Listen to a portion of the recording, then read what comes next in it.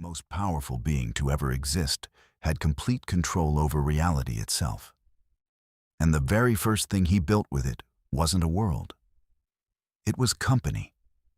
Long before Egypt had a single king, a single temple, or a single word for the divine, there was only formless water stretching in every direction, and within it, a God so unbearably alone that his own solitude nearly destroyed the first family he ever made. Almost nobody connects this moment. A single act of desperation, born out of loneliness rather than ambition. To the war between order and betrayal that would come to define every myth that followed it. If you think the story of creation is about a God effortlessly commanding the universe into being, wait until you see what it actually cost him, and who was made to pay that price first. What happens when the very thing sent out to protect a God's family returns home only to find itself already replaced? Why would the one instrument built purely to serve its creator be the first thing in existence to turn against him? And what does the very first act of jealousy in the history of the cosmos still explain about the way Egypt's gods would go on betraying each other for thousands of years to come? This was none, the chaos before the world.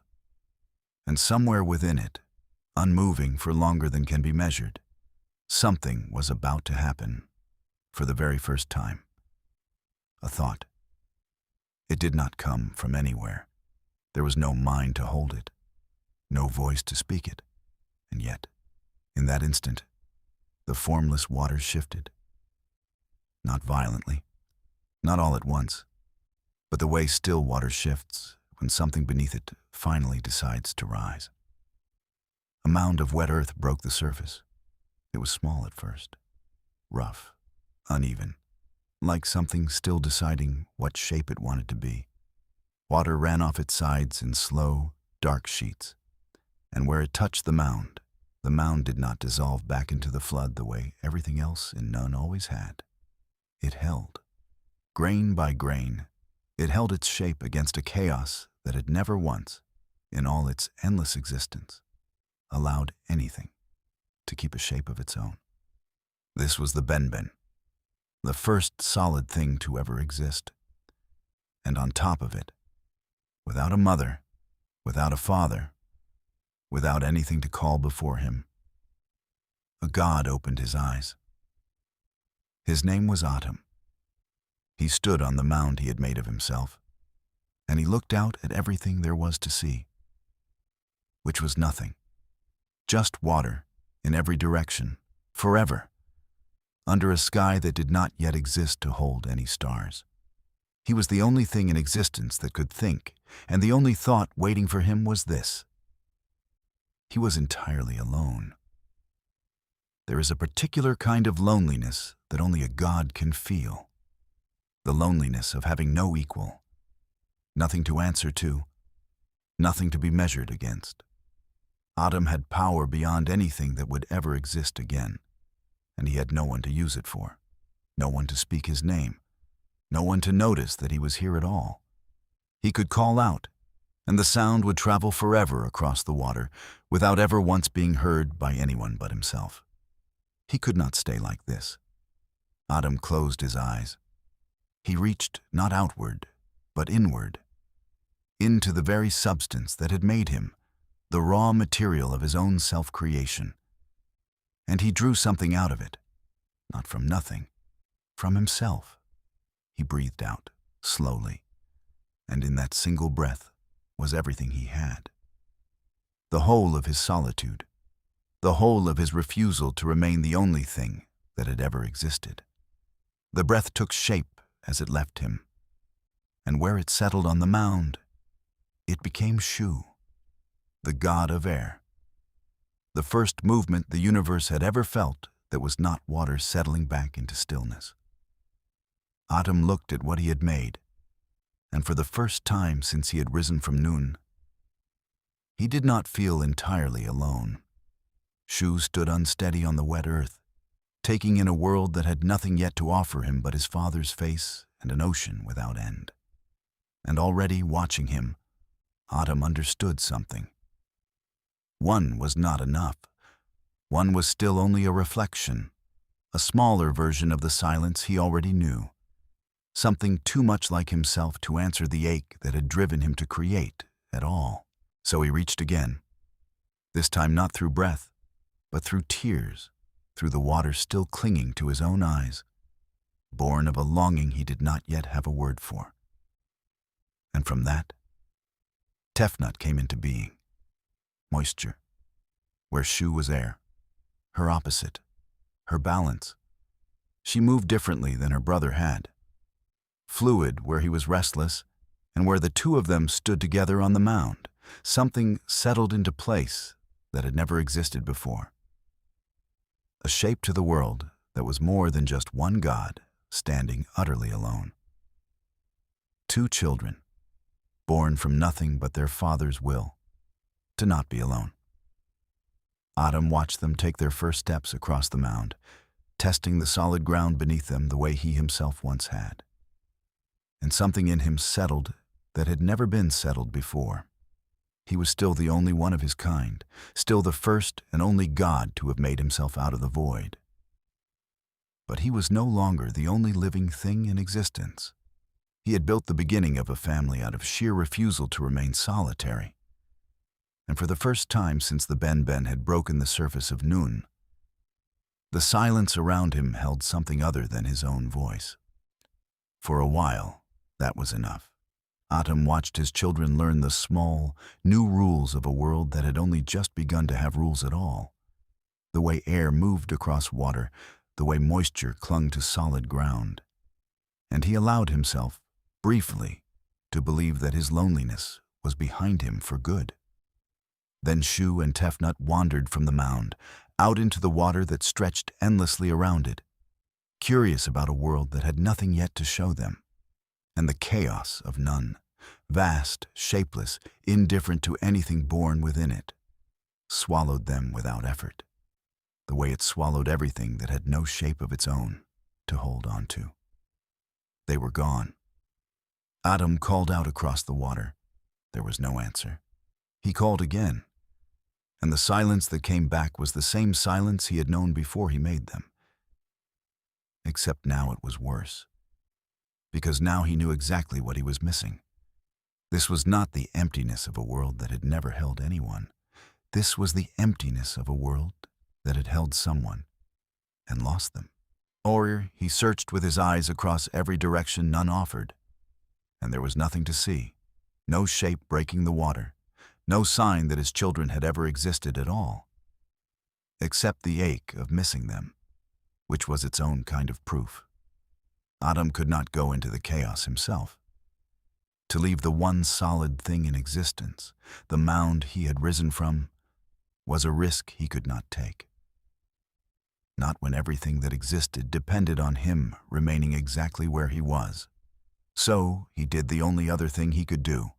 He took his own eye, the very organ that let him see across the whole of none, the part of himself that had watched Shu and Tefnut from the moment they were born, and he sent it out into the water alone.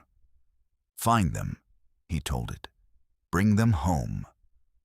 The eye left him, and for the first time since Atum had opened his own eyes on the Ben, he understood a different kind of solitude.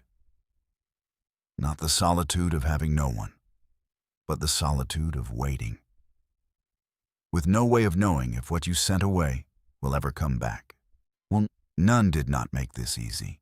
The water had no landmarks, no direction that meant anything, nothing to follow except the faint, fading trace of two young gods who had wandered into it without any sense of how vast it truly was. The eye pushed through stretches of chaos that had no beginning and no end, past nothing and past nothing again, further from Atum than anything had ever traveled before.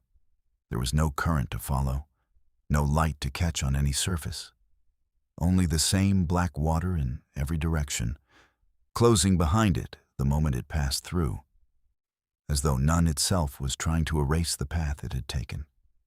Time, in any sense that would later come to matter, still did not exist, but something like exhaustion did. The eye did not tire the way flesh tires, yet it felt the weight of searching without end, of reaching again and again into darkness that gave nothing back. Still, it did not turn around. It had been given one purpose, and until that purpose was fulfilled, it would not know how to be anything else. Adam waited. He did not know how long it would take. He did not know if it was possible to fail at something that had never been attempted.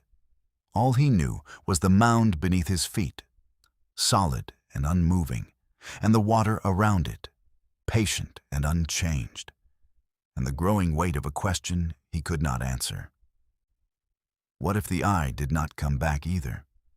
Days that had no name yet passed this way, or perhaps it was only moments. There was still no way, in this early moment of the world, to tell the difference. Adam stood on the one unmoving thing in all of existence, and waited for a piece of himself to return from a search he could not help with. He found himself watching the horizon so closely that he began to imagine shapes in the water that were not there.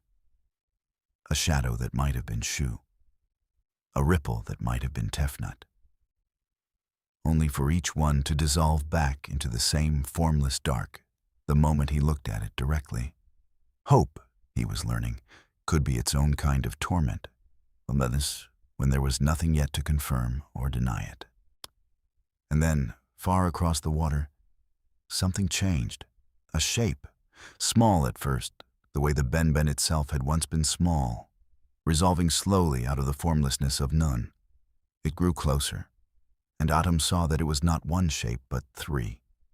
His eye, and beside it, unsteady but alive, Shu and Tefnut. They had been found. Relief moved through Adam the way nothing had moved through him before. Not the slow patience of waiting, but something immediate and overwhelming, the feeling of a wound closing that he had not fully admitted was open. His children were alive. His eye had done what he asked of it. The family he had built out of loneliness was, against everything none could have done to prevent it, whole again. For a moment, watching them close the distance across the water, Adam allowed himself to feel something he did not yet have a name for. The particular joy of a fear proven wrong. He almost moved to meet them. He almost let the relief carry him forward. But as the eye drew close enough to see Adam clearly, it stopped. Because Adam was not standing on the Benben alone. See, beside him, where the eye had once rested, was another eye.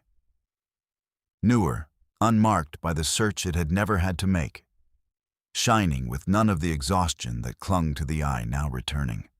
While the search dragged on with no certainty of success, Adam, unable to bear the emptiness of his own face any longer, had grown a second eye to take the first one's place. The eye that had crossed the entire breadth of none, that had searched through chaos with no promise of return, that had carried Shu and Tefnut safely back across a distance with no landmarks and no guarantees. That eye now stood before its creator and saw itself already replaced. It did not move. It did not speak. For a long moment, there was only the sound of water settling around three gods and their father, and the sight of one eye staring at the reflection of itself that had been made to take its place while it was away, doing exactly what it had been asked to do. Shu and Tefnut, still unsteady from their long ordeal in the chaos, sensed the shift in the air before they understood it. The way a held breath changes a room, long before anyone speaks. Adam opened his mouth as if to explain, and found that he had nothing to offer. What could he say? That he had not believed the eye would return, that the silence of waiting had become unbearable long before there was any proof that it would end in failure? Every reason he might have given only confirmed what the returning eye could already see plainly in front of it.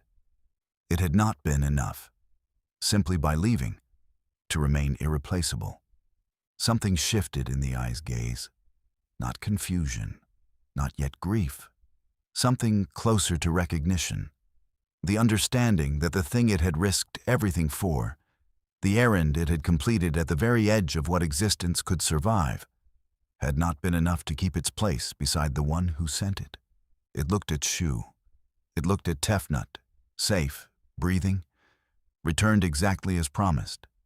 It had done everything asked of it, and it had still come home to find itself standing outside the very family it had just saved. And in that stillness, with Shu and Tefnut watching, with the new eye watching, with Atum himself unable yet to find a single word to explain what he had done, the old eye's fury began to rise. It did not break, not yet.